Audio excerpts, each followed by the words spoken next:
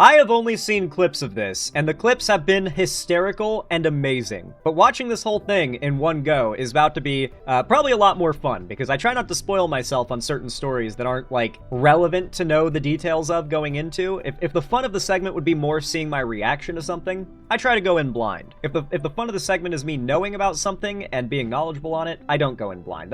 That's my policy. So with this one, we're going in blind. Because you see, Mamdani, Zohran Mamdani, visited Donald Trump at the White House. And I think many people had a lot of predictions about how this would go. Notably, going off of Trump's previous statements, it comes off like, I mean, is Trump basically going to Zelensky Mamdani? Is he just going to try to, like, be as rude and shitty to him as possible? Shockingly, no! As it turns out, Mamdani is just so charismatic and likable. Even Trump, who is generally, like, he makes it a goal to be the biggest asshole in the room. Even he had a hard time being mean to Mamdani. Like, Trump is someone who kind of has that, like, sociopathic ability to be mean to someone who's being polite to him. And Mamdani wasn't necessarily being mean or anything. He was definitely being polite and cordial and professional as the new mayor-elect of New York City. But Donald Trump just wasn't bringing out that normal, like, oh, you're going to be polite and reasonable with me? I'm going to call you a slur. Or not really. That's not what Trump does. But, like, Trump does some real, like, out there shit to try and, like, insult people. And seeing him be so glazing towards Mamdani, it shows that, like,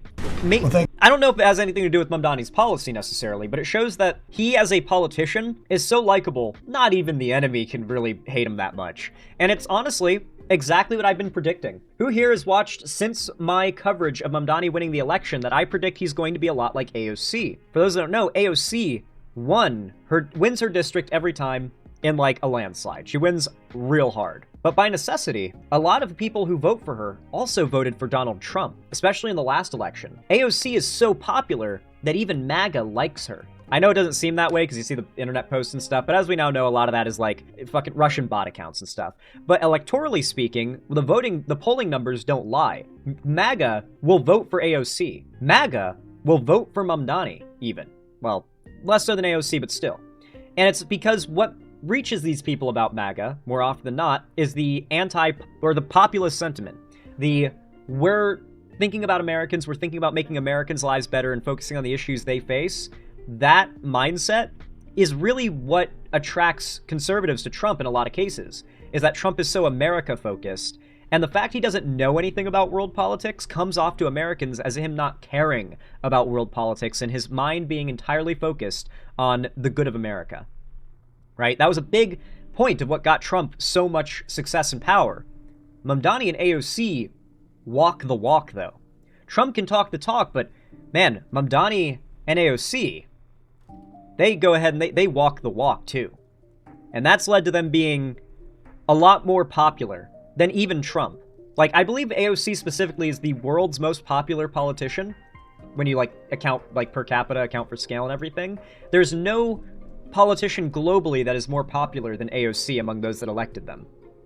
And that speaks volumes to what their policies and what they stand for actually means. These are not just people who get elected in a big landslide, they're people who get reelected in continuous landslides, who the opposition party votes for because they so perfectly represent what they want to see done. And what I have been predicting is that Mamdani is going to repeat that AOC effect, that despite being the highly left-leaning mayor of a highly left-leaning city like New York, I think we're going to see a lot of rural Americans talking about how they really... I've already seen it, by the way. I think we're going to see a lot of rural Americans talk about how much they appreciate that Mamdani's response to, what will you do when you get elected mayor?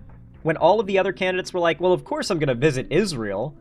Mamdani said, no, I'm not going to go visit Israel. Why would I visit Israel? I'm the mayor of New York. I'm not a foreign policy guy. Like, my job is to make sure New Yorkers' lives are better. That made so many rural conservatives like him. I cannot tell you how many times I've heard rural, right-wing, white conservatives say they thought Mamdani was based as fuck in that debate when he responded to Sliwa and Cuomo by saying he won't go to Israel because why would he?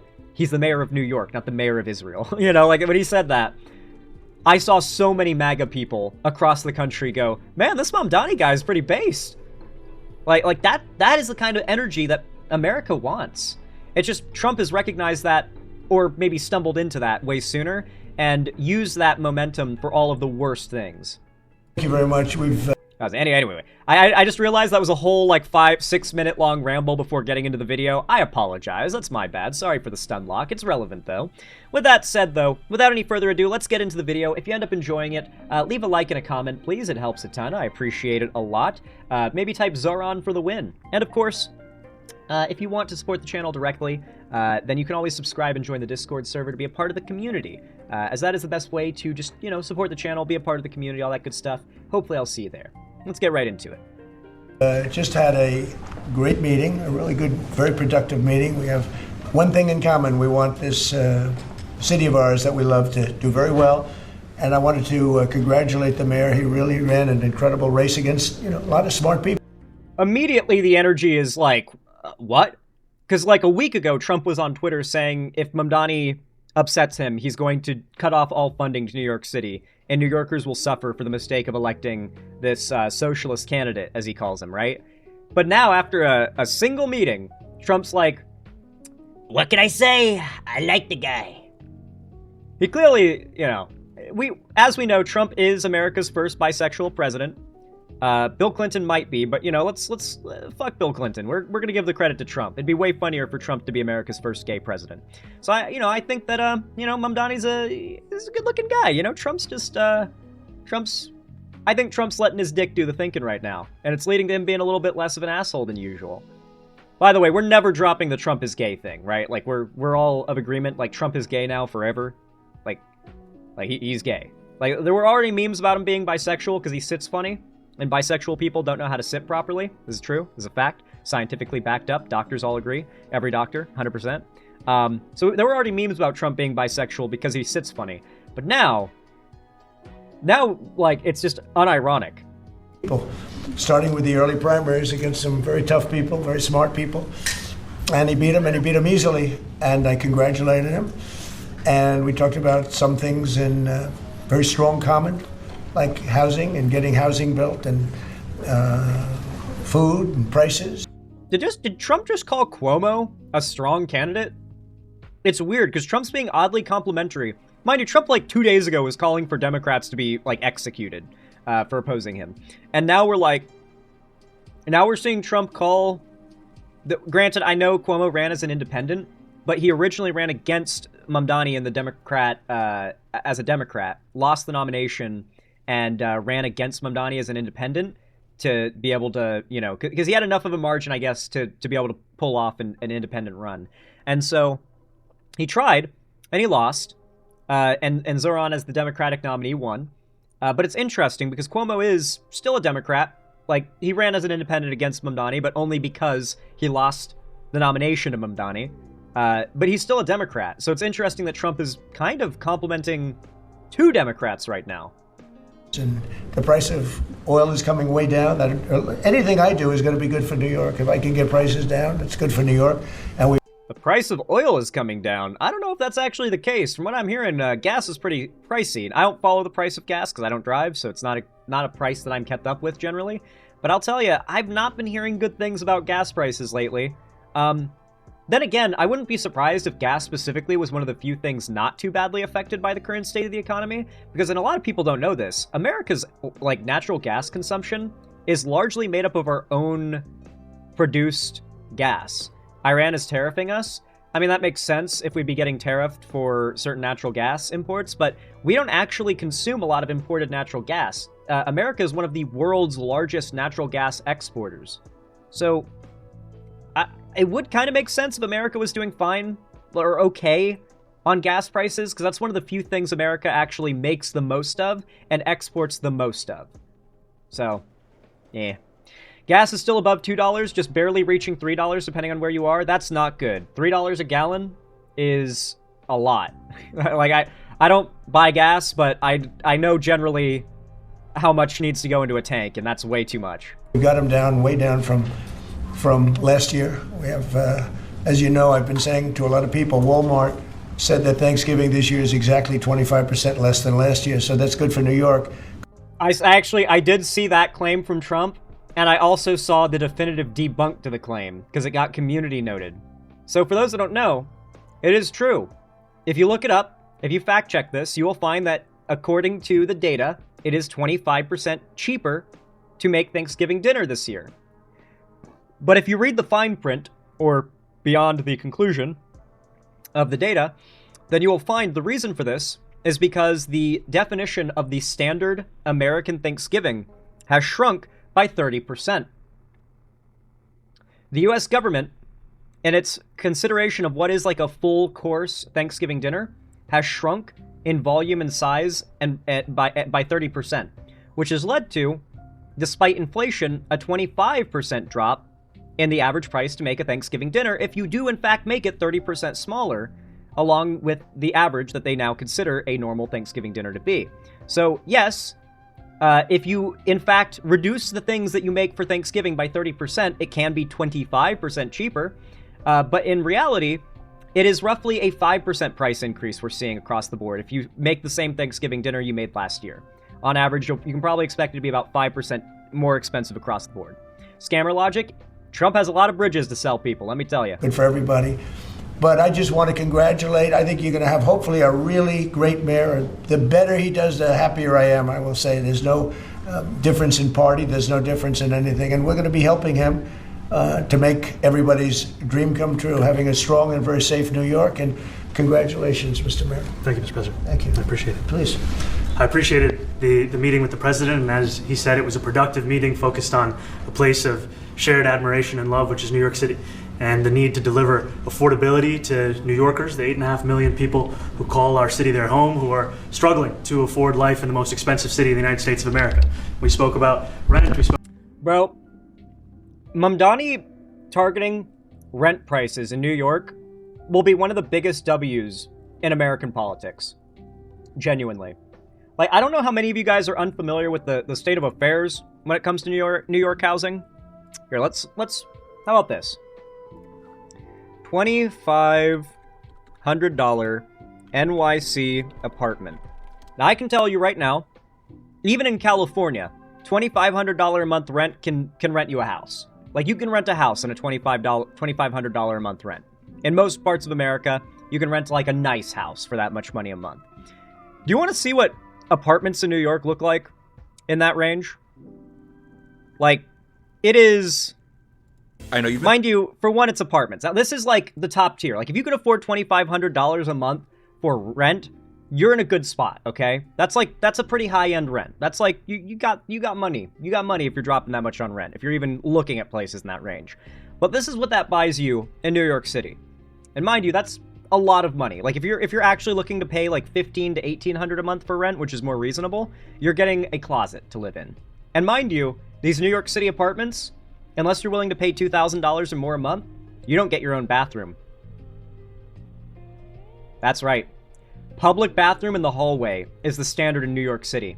You get up at like 1 a.m. because you have to take a piss. You got to leave your apartment, go walk out into the public hallway, wait your turn to use the public bathroom if someone's already in there, and then go take a piss. Like, you wake up in the middle of the night, you wake up in the middle of the night because you had some like bad kebab or something, and you're gonna have to like make regular runs back and forth to the bathroom. God help you when you're sharing your bathroom with the whole rest of your apartment floor. I don't know how people make it work. I genuinely don't know how people, like, getting a stomach virus, living in that situation, how do you handle it? Like, it's insane. How do you deal with having a stomach virus when living in that kind of communal bathroom situation? I could never do it. I literally could never do it. Dude, Mamdani needs to do something about the rent prices in New York. It's insane. This is considered... most of you could not afford this apartment, I'd say. Like $2,500 a month. Many of you probably make close to $2,500 a month flat out. You know, that's like a generally pretty reasonable income for someone working low, like minimum wage. Is like $3,000, $4,000 a month. At that point, if you're dropping $2,500 on like a rent, you're house poor. You can't afford anything at that point. So take a look at what that buys you in New York City. New York City, and this is your opportunity. Check this out, and I'll tell you the price at the end of the the kitchen. video. This is a 2-bed, 2-bath in a brand new luxury building. 2-bed, 2-bath. Make sure you send this to your roommate because you guys need to live here. Unfortunately, it does not pass the ice maker check, but we have a double stack dishwasher, and again, everything in here is brand new. You'll be the first person to ever use anything in this apartment. This is legit. Here's the first bedroom. It's a bit on the smaller side compared to the primary, but these massive windows make the apartment feel... I need to be very clear. This is the best deal I have ever seen in New York City. This is easily the best deal I have ever seen. It is a brand new apartment with a decent view, and like the rooms are obviously, it's notably small. You can probably tell the layout's not that big, but for New York, this is huge. For New York, this is huge. Most apartments in New York. God, I need to showcase, like, yeah, this apartment's way better than what I thought. That is not the norm by any stretch of the imagination. But a lot of here, I guess this is a $1,200 a month apartment here. So this is a more reasonable rent price. This is like what you might expect to get for like a 2-bedroom house in Florida. Good morning, New Yorkers. Looking for another beautiful day here in the city. Clouds just started to appear. You gotta use the public bathroom in the hallway. Look at that! Look at that! Wow! Oh my god! As you can imagine, there's no room for a bathroom. That's why it's in the hallway. A lot of New York apartments, that is the state of affairs, okay? Now, to be fair, that's actually quite small. That is a little bit smaller than what you can actually expect. But as someone who has seen a lot of New York apartments in real life and on video, I've seen the interior. The average New York apartment, like if you're making decent money and you got a good situation going, your apartment's probably 4 or 5 times the size of this, and that's about it. Like, studio apartments are the standard in New York, and they don't get that big. They tend to be long and narrow built, like, rooms that are all one room, a little kitchenette, maybe a bathroom next to the front door if you're lucky. But a lot of apartments don't, like, you gotta share a bathroom with your whole floor, man. Like, that is insane. And we're talking, you know, tiny house living for over $1,000 a month rent in New York. It is untenable. It's insane. It's criminal. Like, Mamdani has a real golden opportunity to acknowledge one of the biggest L's that New Yorkers face on a daily basis, which is having to pay rent to live in a shoebox.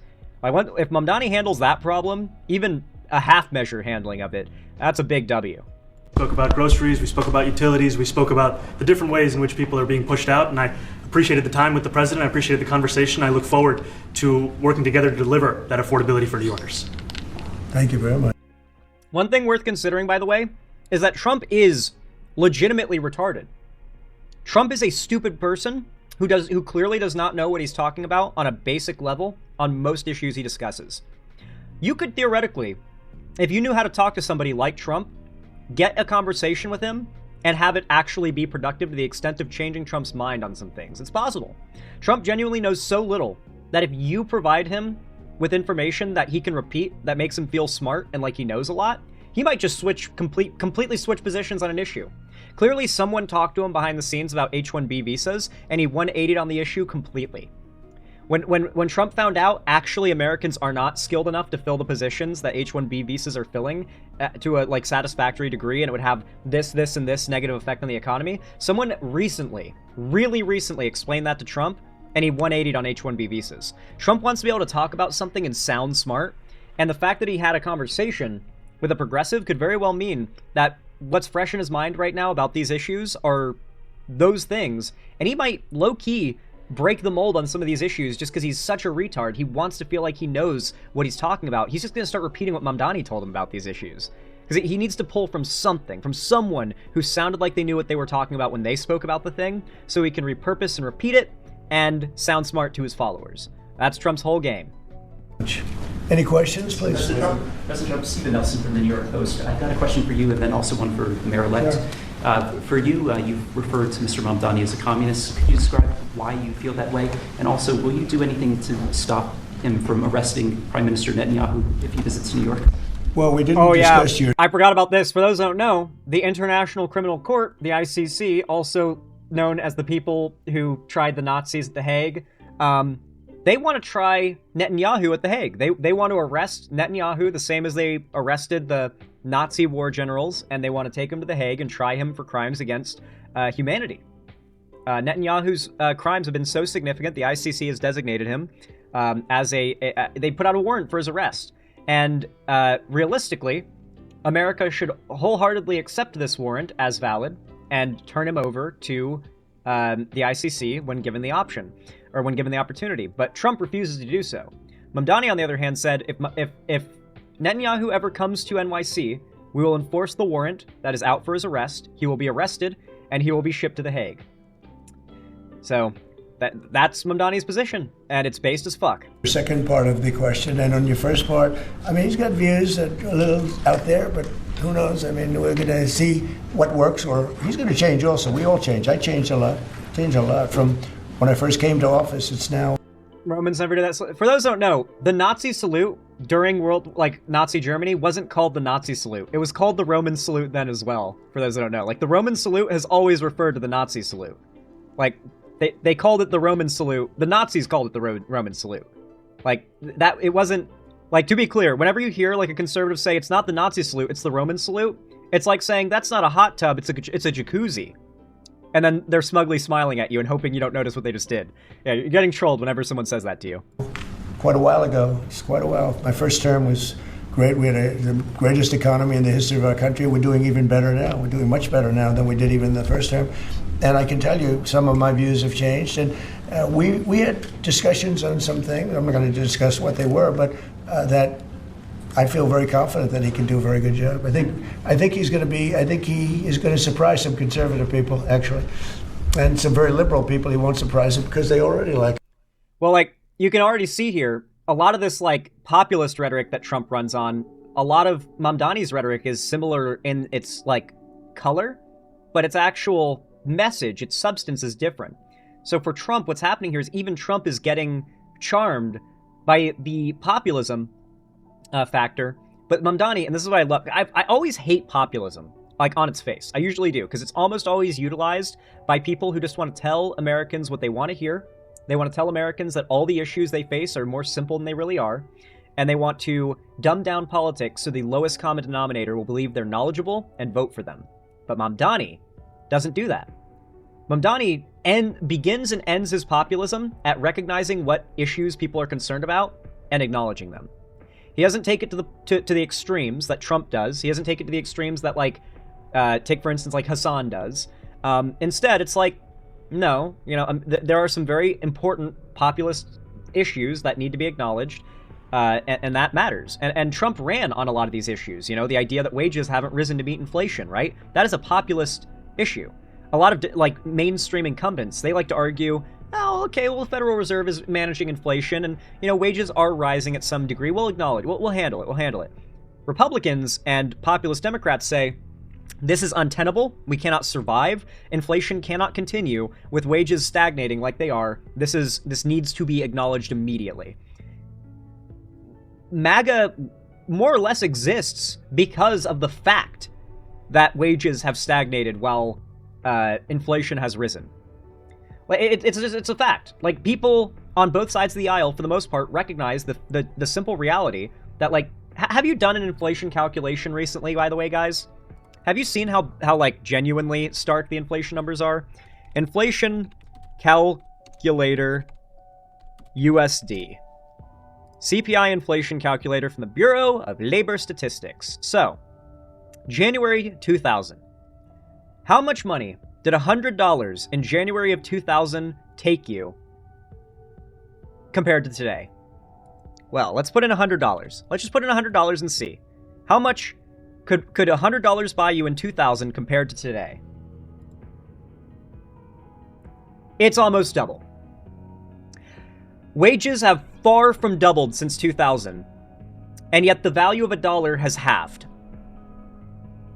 The value of a US dollar has more or less halved since the year after I was born, and wages have risen practically not at all. Like since 2000, there's been practically no wage growth. Like on average, like salary and dollar an hour wage for Americans has risen practically nothing. And yet the average of the US dollar is nearly half what it was the year after I was born. In 20 years, this is going to be closer to $400. In 20 years from now, at this current rate of inflation, whether or not wages rise, $100 in 2000 will be closer to $400 of buying power in the year 2045. At this rate. So, let's not mistake ourselves here. The populist perspective that things are bad and need radical change to be better is not a bad thing. Okay, that's not a bad perspective, okay? This is monstrous, okay? This is fucking monstrous, bro. Like, come on. It's insane. So, like, yeah, living wages are probably one of the most fundamental, like, populist perspectives that I can easily agree on at any time. Like, like, the left and right cannot disagree on whether or not America is becoming less livable. They have to agree on the fact that inflation is out of control and things are too pricey. Like, both sides have to acknowledge this reality if they want to succeed. Like, that is just the state of the country. You cannot deny the blatant reality that, like, we are entering this, like, this breaking point where a lot of Americans just won't be able to live anymore. They just won't be able to afford to live unless wages double. Literally double. And for Mr. Mamdani, it sounds like you had a productive discussion, but just days ago you referred to President Trump as a despot who had betrayed the country. You said you'd be his worst nightmare and accused him of having a fascist agenda. Are you planning to retract any of these? Well, like, so you're saying we could have bought houses at the age of 20? What I'm saying right now is that in the year 2000, if you were the age you are now in the year 2000, that is to say an adult, many of you probably weren't, but if you were an adult in the year 2000, you could probably get the same job you have now, and the chances are, it's still probably paid roughly the same amount it does today. You can probably just check. Like, if you work as, like, a fry cook at McDonald's, check what fry cooks at McDonald's make today compared to 2000. It's probably not double. It's almost certainly not double. I don't think any job... Well, maybe there's a few, but I don't think most jobs pay double what they did in 2000 today. The fact is, you would be making the same money, more or less, in 2000. Like, let's say you make $60,000 a year. In today's buying power, that's the same as having $120,000 a year income in 2000. A teacher's salary was the equivalent of $120K income today. The teacher's salary has stagnated. Teachers make on average $50,000 to $60,000 a year still, compared to 2000.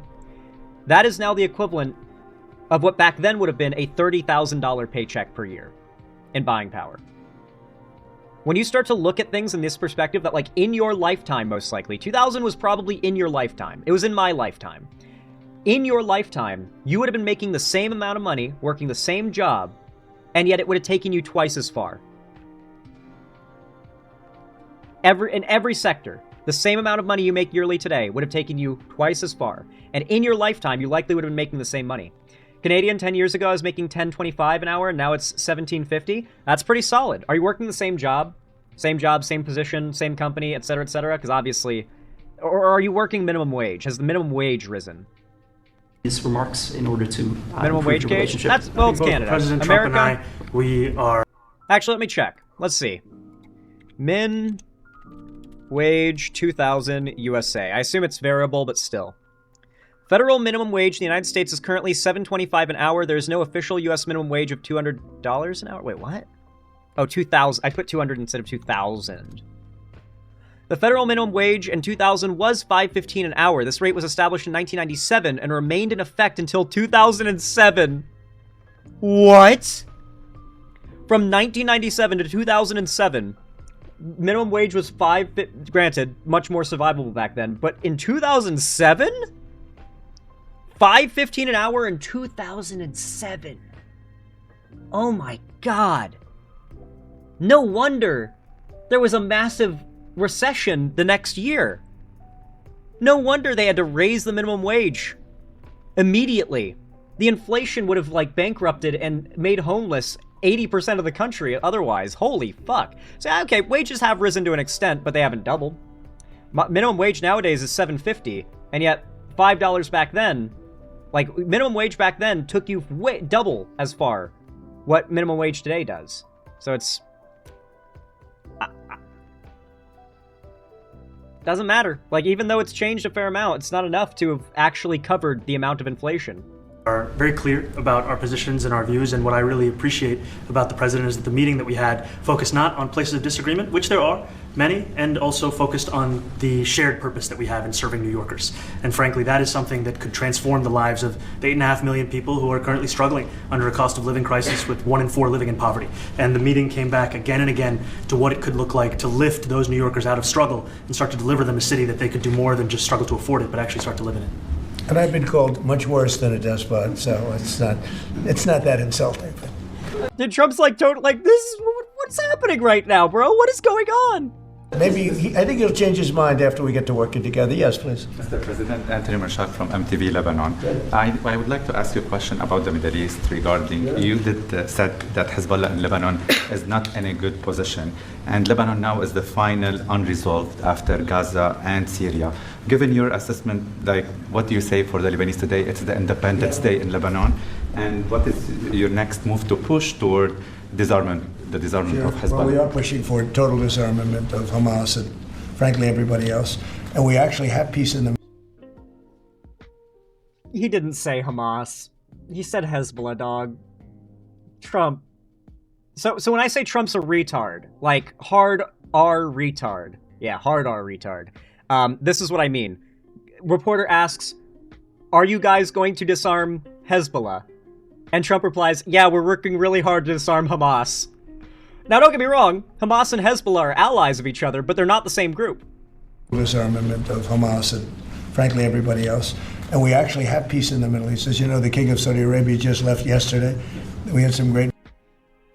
The Crown Prince of Saudi Arabia, Trump, which I would not give you shit for if the actual King of Saudi Arabia wasn't still alive and actively king. You met the Crown Prince, not the King. Meetings, and he's made a contribution toward the United States of more than $1 trillion. We have now over $20 trillion coming in. No country has ever had anything like that. Ocean in the Middle East bullshit? The Red Sea? Are you unaware? Like, the Hezbollah's whole thing is doing pirate shit in the Red Sea, which is... yeah. I meant to say peace. Oh, okay, sorry. I'm sorry. I thought you meant like ocean in the Middle East. What? Sorry, typo. Okay. Because I was about to say, there's some oceans in the Middle East. Yeah, not even close. If you go to 2 trillion or 1 trillion, it's a lot. We have 20 or 21 trillion dollars. I think that Hezbollah has been a problem. And okay, now he's okay. Hezbollah now. Okay, so did he misspeak or have an aneurysm? Lebanon, big problem. We're working with Lebanon. We're working with everybody in the Middle East. That's another thing I think we have in common. We want to see peace in the Middle East, and we actually have. Saudi Arabia is going to make EA games worse. Funnily enough, there's a good chance they actually make them better. Because under Saudi Arabian ownership, EA will be a private, non-publicly traded company.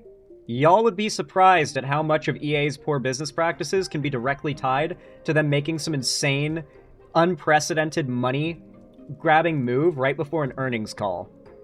So, don't get me wrong, you know, I'm sure the Saudi Prince greed will have its effect on EA, don't get me wrong, but man, it's hard to outdo the amount of evil that can be, you know, incentivized in a corporation when it's publicly traded and needs to, you know, reach certain milestones in time for the quarterly market calls.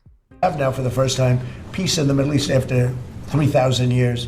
And now we're going to refine it, and I think you're going to see some very positive things happen. There is a potential to invite the Lebanese president to meet you to the White House. I would do that, absolutely. And if the mayor would like to be here for that meeting, because I know he feels very strongly. I think you feel very, very strongly about peace in the Middle East. We desperately want it, and that's something that I shared with the president, that when I spoke to New Yorkers who had voted for the president last November on Hillside Avenue and Fordham Road, I asked them why. I heard again and again two major reasons. One was that they wanted an end to forever wars. They wanted an end to the taxpayer dollars we had funding. I hate to say this, because you guys are gonna... I hate it, and y'all are gonna hate it, but it's the hard truth.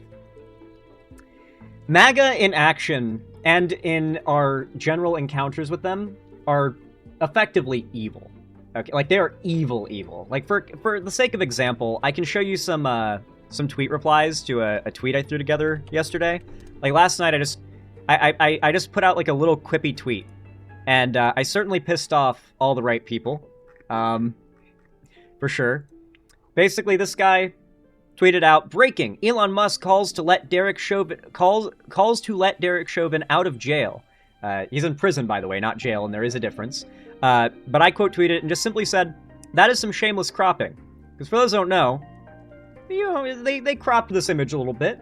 They cropped this picture of Derek Chauvin a little bit, because in this full screenshot, he is actively, like, this is, I think, the timestamp where George Floyd dies. I'm pretty certain of it. I don't want to go back and rewatch the video again, but I'm pretty sure this is the exact timestamp that's associated with when he likely, like, lost consciousness and died. And they took that exact frame and then clipped it so, like, you can't even see a hint of what he's kneeling on, or I should say who he's kneeling on. Like, he's actively murdering a man in this photo. And of course, you know, you got all these replies. Well, here's the gif of that exact moment where it's like, okay, that's pretty unambiguously on his neck, okay. But then if you look at the replies to me, you know, I attracted some of the worst people here. So you got a lot of, the full image shows him kneeling on a pile of shit. And then this guy, like, edited some manure into the photo. You got some fentanyl Floyd memes. Here's an image of the lady that was murdered by a black guy on the subway, because everything's about race to these people. But when I say what I'm about to say, you're gonna hate it. And I hate it too. But unfortunately, it's true. As evil as these people are, from our POV, a lot of them, from their POV, are fighting... They're heroes. They think they're the heroes of the story. And they have been fed a very carefully curated media diet that forces them to see the world through the perspective that they are, in fact, the heroes of the story. Think about it, like obviously we understand them to be lying, dishonest, manipulative pieces of shit who see a situation like this where a girl is murdered and they want to turn it into a race war thing. These are people who are consuming a media diet where, from their perspective, they have truly been brainwashed into believing that black men are going apeshit and killing random white women on the subway every day. Like, they live in the world where this is, like, a real problem that America needs to, like, lock in and solve. And their presumable only solution is, like, racial war, like racial supremacy and racial, targeting policy in order to solve what they have been convinced is a real problem. And so it's easy for us on the left, when we see these people engaging in such blatant evil, like this looks evil, but then when you realize that these people have been fed a nonstop media diet of information, claiming, as I think the top replier did actually, I agree, free him now, still rotting in prison as we speak. Why he did nothing wrong now after everyone chimped out and an actual investigation was done? I replied, the official autopsy report says he was killed by cardiopulmonary complications caused by neck compression during his arrest. I actually, word for word, that's the medical examiner's report on his killing was word for word what I'm saying here. The official autopsy report says that he was killed by cardiopulmonary complications caused by neck compression during his arrest, and the doctors ruled it medically as homicide. In medicine, homicide is like the medical designation doctors give when it is determined the actions of another person killed another person, not the legal definition of homicide. So to be found guilty of homicide in court, there's like the whole legal standard, but in medicine, they have a whole different set of standards where it's like, okay, yeah, we have to decide a cause of death medically. This person was killed by another. Clearly, the actions of another killed this person. It's homicide. So the doctors ruled it homicide. There's no, like, ambiguity about it, but that all aside. Not trying to get stun-locked on George Floyd here, but these people have been fed a media diet convincing them that Derek Chauvin is a political prisoner. They believe that Derek Chauvin did nothing but his job, stopped a menace, drug-addicted, dozen prior arrests monster, took him off the street, arrested him, and that he OD'd. They have been told a million times to the point where they believe it, that he OD'd, and that the left-wing media and court system punished a well-meaning police officer and made him a political prisoner in order to make a point. That is the actual worldview that these MAGA people have. They actually believe it. I disagree. I think they know they're lying. This is where me and you guys are gonna have a hard time, because when you guys encounter these people, they really are they come off as so evil. And they come off as a type of evil that has to know what they're doing, right? Like how often they'll lie in a way that, like, it feels like both parties know they're lying, and then they go after doing it, you know? Like, it feels like not only are they evil, not only are they liars, but they're knowing liars, right? Like, it feels that way. And to be fair, of the pundits that push this shit, they pretty much all are. Candace Owens, Blair White, Matt Walsh, like, go down the list, they are all knowing liars. Like, there is evidence that has come out of them holding opposite positions in private than what they do in public, because they are that big of grifters. The grifting pundits who knowingly lie to the masses are absolutely pure evil. They're absolutely knowingly lying to push an agenda for their own bottom line.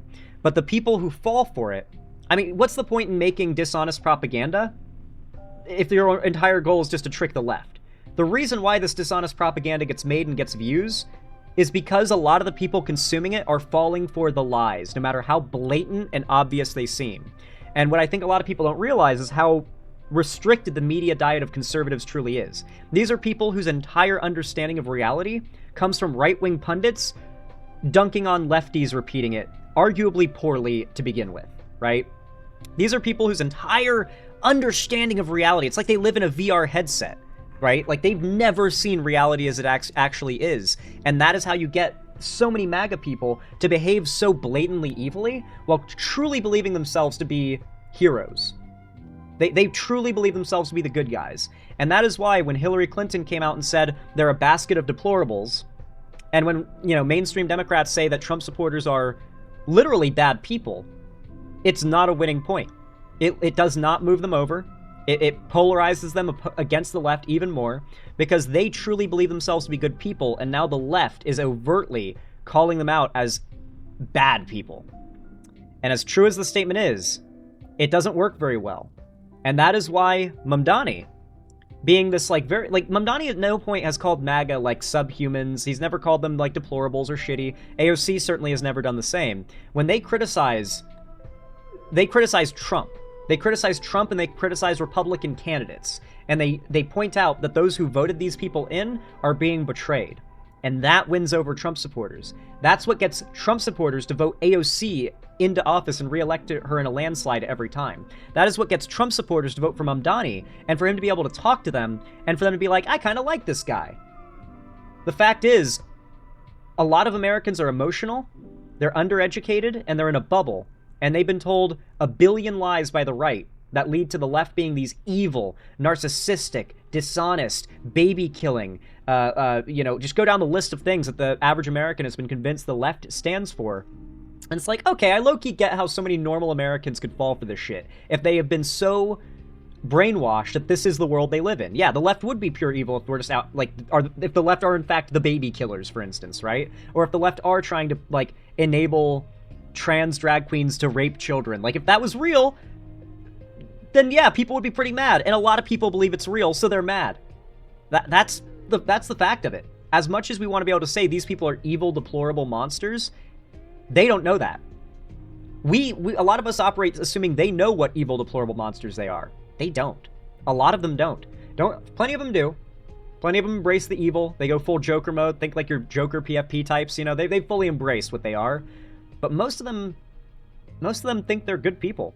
Violations of human rights, and they wanted to address the cost of living crisis. And I appreciated the chance to discuss both of those things. You said a lot of my voters actually voted for him, and I'm okay with that. I have this hat as well. I'll do that. I'll sign it. It's even more true of AOC. A lot of Trump supporters voted AOC for her congressional run.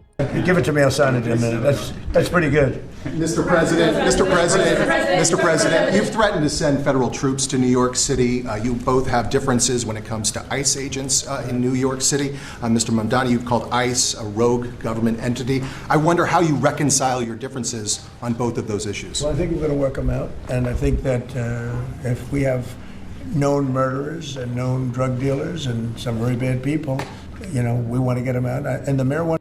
Remember, 90% of the time when Trump rails against immigration, that's what he's saying. He's saying we've got murderers, drug dealers, and criminals, and they need to be dealt with. And as much as we want to say, well, actually, most of them aren't that's not what Trump said. Trump didn't say they were all murderers and rapists and criminals here. He said there are rapists and criminals and murderers that need to be dealt with. And if you're on the left and if you respond with anything other than agreement to that, you just come off as pro-murder, rape, and criminality, which is exactly the narrative the right pushes. Every time they find some new, criminal character, some new boogeyman, some, black guy who stabs a white girl on the bus or something, they bring up how many times that guy was arrested and charged and how many times they were let free.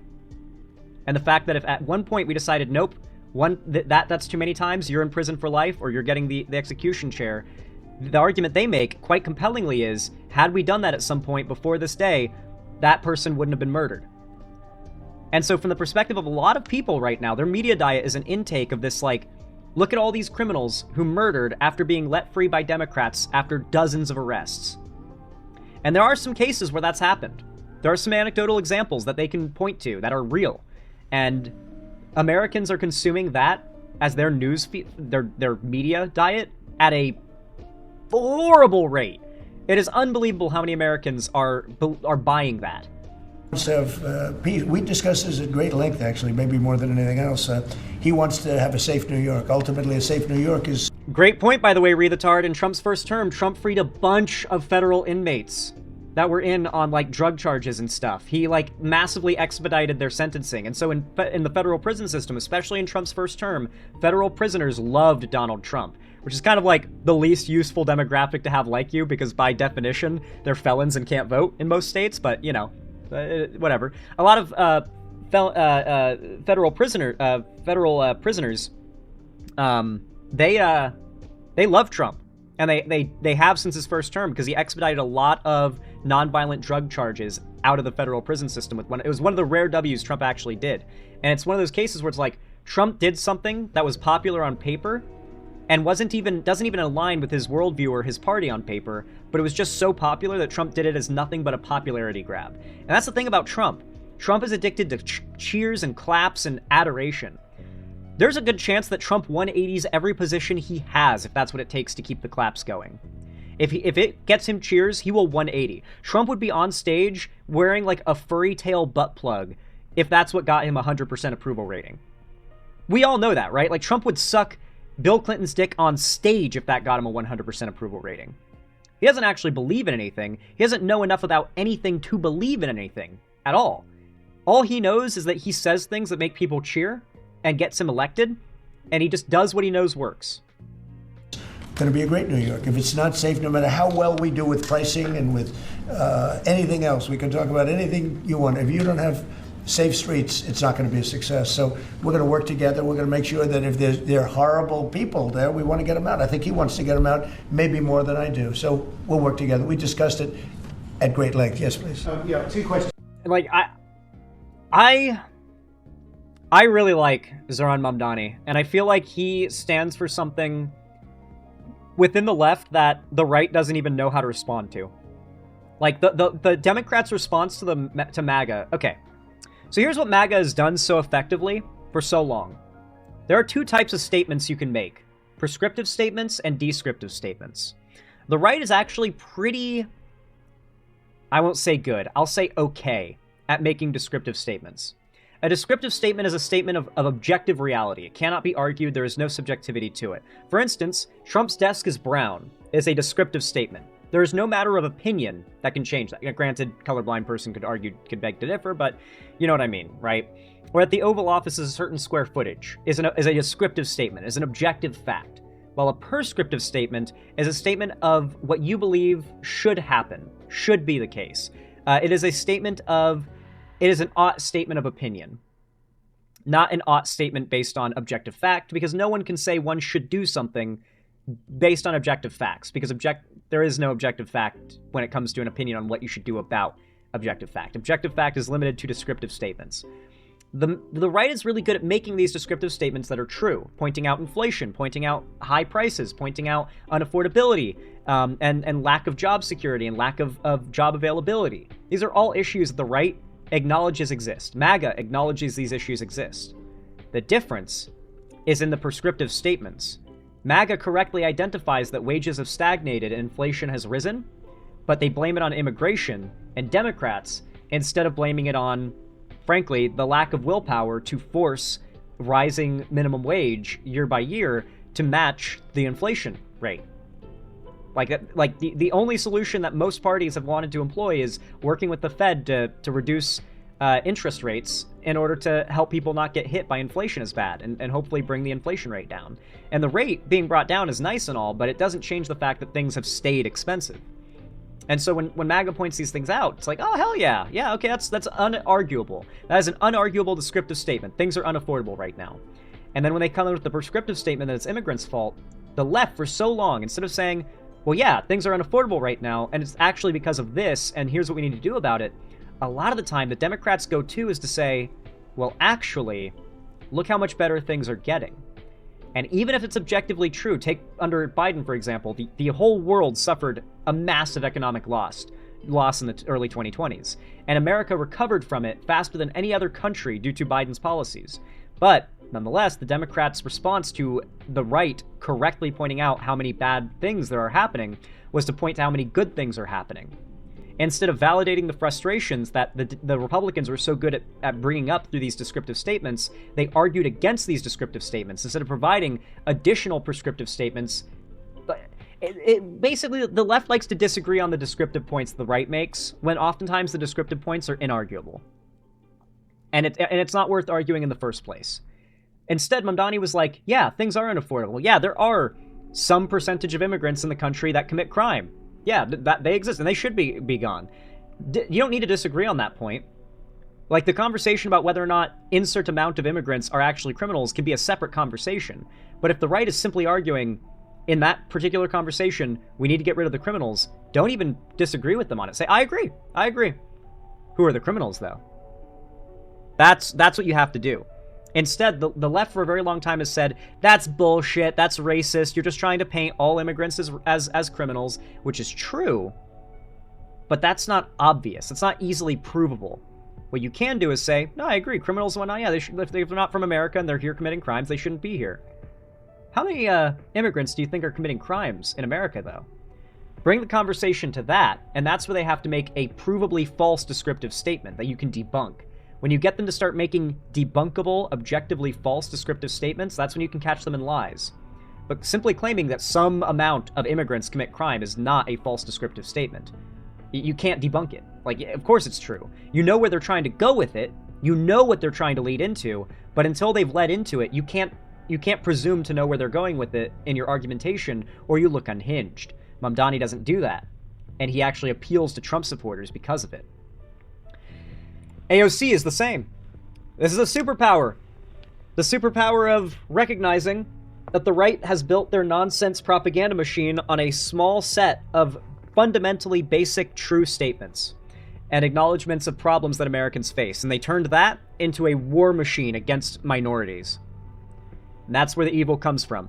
The prescriptive statements are the bad part, not the descriptive statements. Unless the descriptive statement is an objective, immediately provable lie. When you catch them in that, you call it out on its face. But if the descriptive statement part is true, just agree with it, and then ask them to clarify. The right is really good at hanging themselves from their own rope once you start asking for some. Just ask them questions, ask them to elaborate. Don't challenge them, ask them questions, ask them to elaborate. And when you know they can't explain something thoroughly and make it sound good, question them on it. Make them make a fool of themselves. Remember that a lot of these people, they just consume a media diet of people telling them exactly what to believe. If you have a general idea of how far the narrative goes, and you question them on the limits of what these right-wing pundits tend to teach, they will be left at a loss. The average American genuinely knows nothing about politics beyond what their favorite pundits tell them. They do none of their own research, and they consume an entirely bubble, they live entirely within a bubble. It is our job to pop that bubble. That is what we have to do before we can reach these people. And unfortunately, I think a lot of the left is so fixated on the fact that these people behave so evilly that there is a sort of broad assumption that these people know what they're doing. And when it comes to the pundits, they do. But the ones who fall for their nonsense absolutely do not. And I can tell you that because I was one of them once. Anyway, if you enjoyed, leave a like, leave a comment, subscribe if you want to see more from me, and comment down below, Zohran for the win. I hope you guys liked what I had to say here. If you did, then hopefully I'll see you again next time, but thank you for watching nonetheless.